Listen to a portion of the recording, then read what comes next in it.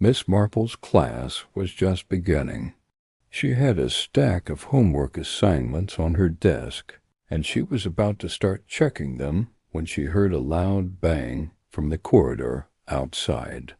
The other day he had tripped while taking out the recycling and accidentally sent Mrs. Periwinkle's prize-winning begonias crashing to the floor. But this didn't seem like one of those accidents. Something about the way those boys had been carrying Timmy seemed off. His face was pale, and his eyes were squeezed shut, as if he was trying not to look at anything. Inside nestled a jumble of wires, tubes, and tiny metal pieces, all meticulously arranged.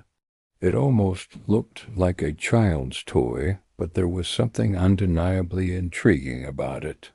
Miss Maple inquired with Mrs. Bookworm, the librarian, who shook her head. Timmy hadn't been here since morning. Next, she visited the art studio. Usually a hub of activity, it was empty now, the paint-splattered tables a testament to its previous use. Mr. Williams, the art teacher, also had no clue about Timmy's whereabouts. He had last seen him during their pottery class. Could this be connected to Timmy's disappearance? Determined to find out, she tucked the pouch into her pocket and continued her search for the missing children. As she peered inside, her eyes widened in surprise.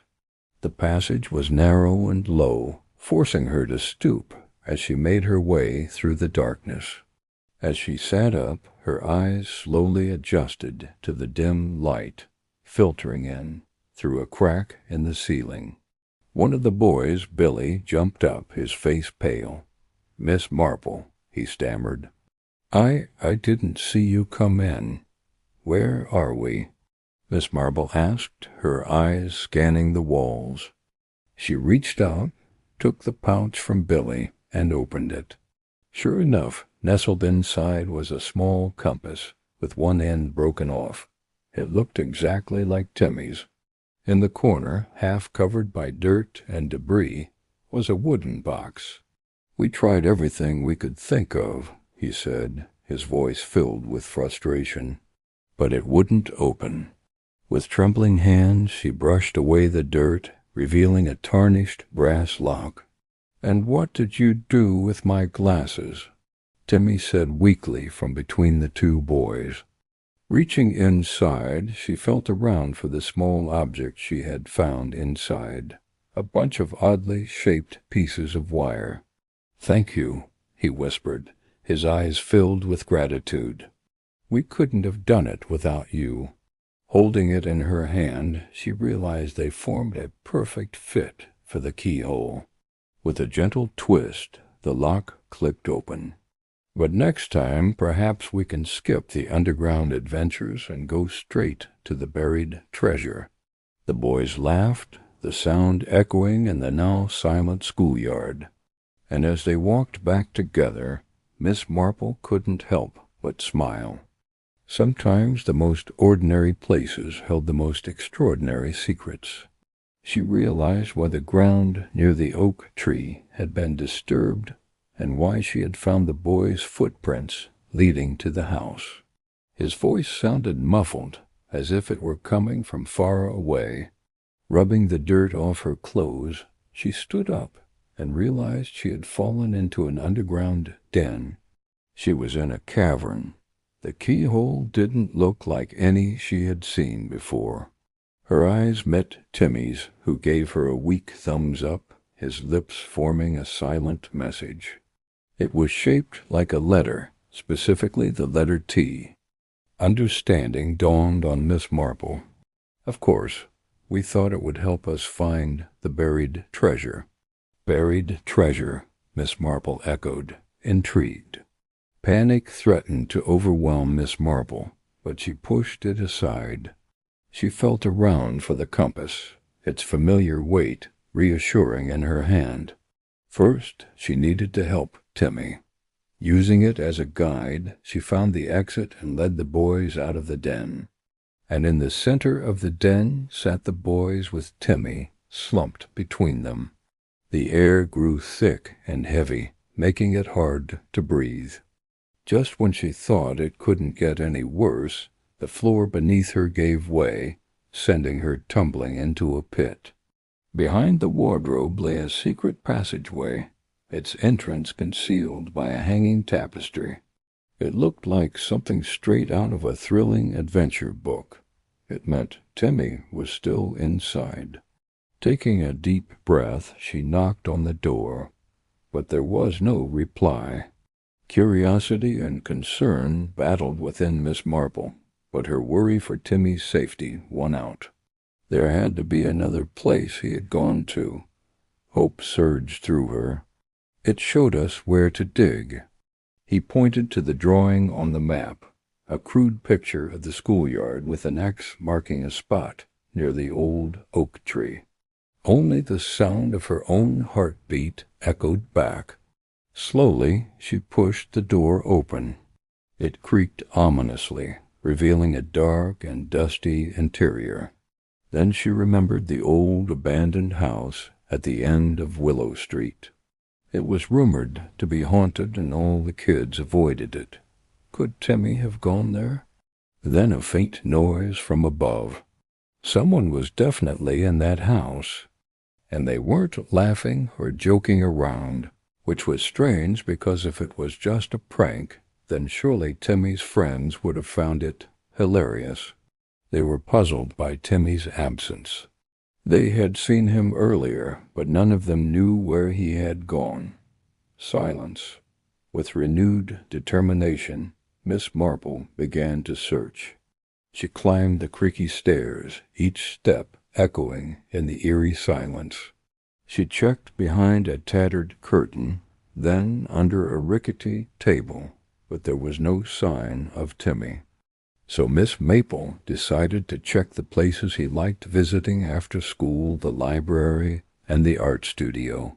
Startled, she went to the window and saw two boys running away.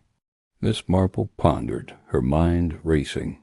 She rushed to get her keys and coat and dashed out into the bustling schoolyard. Now, where did those boys go? Only a lone swing set creaking gently in the breeze bore silent testimony to their recent presence. Where could they have gone? She looked around for clues, her gaze sweeping across the ground. Finally, she spotted something unusual, a small velvet pouch lying beneath the oak tree. Kneeling down, she picked it up, turned it over in her hands. Its surface was soft and smooth, but what was inside remained a mystery. As she scanned the playground, her gaze fell upon the old oak tree at the edge of the field, a place where kids often gathered. Perhaps they were playing there. Then she saw what they were carrying, or rather, who they were carrying. It was Timmy, and he wasn't exactly in an upright position either. They had propped him up like a puppet with his arms thrown over their shoulders, and his legs dangling limply in the air. Now Miss Marple knew that Timmy could be quite clumsy sometimes. Concern etched lines on Miss Marple's forehead. What had happened to Timmy? She needed to find him. Upon reaching the tree, Miss Maple stopped in her tracks. All three boys, including Timmy, were missing. Miss Marple carefully opened the pouch, her eyes widening in surprise. She asked the other students if they had seen the boys, but none had. Miss Maple asked, her voice echoing in the cavern. The library was quiet, filled with the scent of old books and hushed whispers. Miss Marple's worry was growing. Timmy had never skipped out on his favorite activities. "We found this map in the attic," he said, pulling a crumpled piece of paper out of his pocket. As Miss Marple approached the house, she noticed fresh footprints in the muddy ground leading up to the front door. She called out for Timmy, her voice trembling slightly. "Timmy, are you in here?" Just when she was about to give up hope, she noticed a small opening hidden behind a wardrobe. Taking a deep breath, she carefully crawled through the passageway, bracing herself for whatever awaited her on the other side. She landed in a heap on the cold, hard ground, the wind knocked out of her. "What is this place?" Billy gestured helplessly towards the wall. We used your glasses as a compass," he said, looking at Timmy with remorse. "It was nothing," she said. Billy nodded eagerly. Miss Marple followed his finger, her eyes widening in understanding. She knew that spot well. It was where she had found the velvet pouch. "You used Timmy's compass to dig the hole," Miss Marple said, more to herself than anyone else.